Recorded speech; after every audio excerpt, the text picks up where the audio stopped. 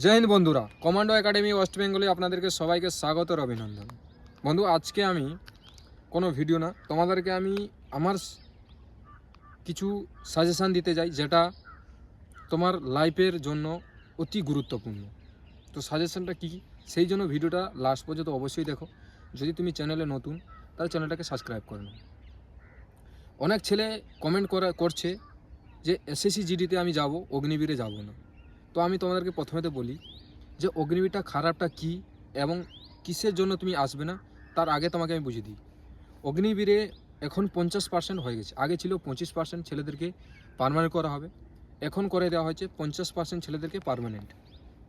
50% যারা বেরিয়ে যাবে তাদেরকে বিএসএফ আর সিআরপিএফ অলরেডি বলে দিয়েছে ওদের কোনো ট্রেনিং হবে না, ওদের কোনো এক্সাম হবে না, ওদেরকে শুধু ডাইরেক্ট সেখান থেকে ওঠার পরে অগ্নিবীর থেকে ওঠার পরে আমাদের এই ফোর্সের মধ্যে আমরা ভর্তি করে নেব।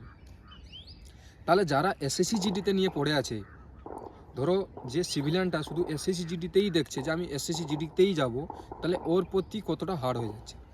এবার তোমার স্বপ্ন যদি থাকে যে আমি এনএসজি কমান্ডোতে যাব এবং প্যারা কমান্ডোতে যাব, তাহলে তুমি অগ্নিবীরে যখন ভ্যাকেন্সিটা দেখছো তখন যদি তুমি রিটিনে 50% নাম্বার উপরে এনে নাও এবং গ্রাউন্ডে 100 মার্ক এনে নাও, তাহলে তুমি সেখানে প্যারা কমান্ডো হয়ে গেলে তোমাকে কেউ সেখান থেকে আর বার করবে না, পার্মানেন্ট চাকরি তোমার হয়ে গেল।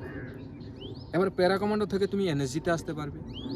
যদিও তুমি প্যারা কমান্ডো থেকে আসতে পারলে না, যদি তুমি প্যারা কমান্ডোতে সিলেকশন হতে পারলে না, যখন তুমি 4 বছরের পরে বিএসএফ আর সিআরপিএফে আসবে তখন সেখান থেকে তুমি আবার এনএসজিতে আসতে পারবে। তাহলে আমি তোমাদেরকে পুরো চারিদিকে ব্যাপারটা তোমাকে বোঝাতে পারলাম। যখন তুমি 4 বছর পর রিটায়ারমেন্ট হবে তোমার কাছে একটা মোটা অঙ্ক থাকবে, সেটা কোনো কাজে লাগাতে পারবে। এটা আমার এক্সপিরিয়েন্স আমি তোমাকে শেয়ার করছি, বাকি তোমার মর্জি তুমি কোন সাইটে যাবে। তো সেই জন্য আমার মনে হয় যে তোমার বয়স থাকে, যদি 17.5 থেকে 21 বছর বয়স করা হয়েছে অগ্নিবীরের ক্ষেত্রে, তাহলে তোমার সেই ছোট বয়সের মধ্যে তুমি কিন্তু অগ্নিবীরটা প্রথমে ট্রাই করো। কেননা যারা ফোর্সে আসে তাদের আর্থিক অবস্থা খুবই ভালো থাকে না। তো তাদেরকে আমি একটাই কথা বলবো যে তোমরা প্রথমে অগ্নিবীর ট্রাই করতে পারো।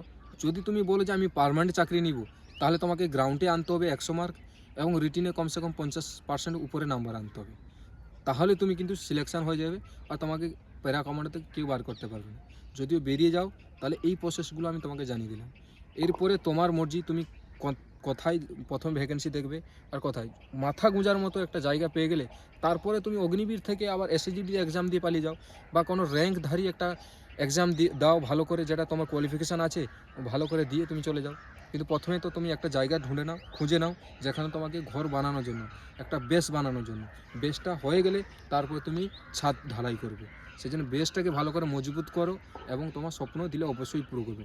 যদি তোমার কাছে টাকা পয়সা না থাকে, যদি তোমার কাছে কোনো সুযোগ সুবিধা না থাকে, তাহলে তুমি কি পড়াশোনা করবে বা তোমাকে সেই ছুটতে হবে বাইরেই, কোনো লাভ নেই। সেই জন্য আমি তোমাকে বলি অগ্নিবীরে ট্রাই করো এবং তোমার স্বপ্ন পূরণ করো। তারপরে সেখান থেকে তুমি স্বপ্ন পূরণ অবশ্যই করতে পারবে। যখন তোমার কাছে টাকা এসে যাবে তোমার মাথায় অনেক কিছু জিনিসও খেলে যাবে। তো কেমন লাগলো এই ছোটো ইনফরমেশন অবশ্যই কমেন্ট করো। যদি ভালো লাগে তাকে লাইক শেয়ার কমেন্ট অবশ্যই করবে। আজকে लिए इतना ही, নতুন একটা ভিডিও নিয়ে আসবো। জয় হিন্দ, রাম রাম, বন্দে মাতরম।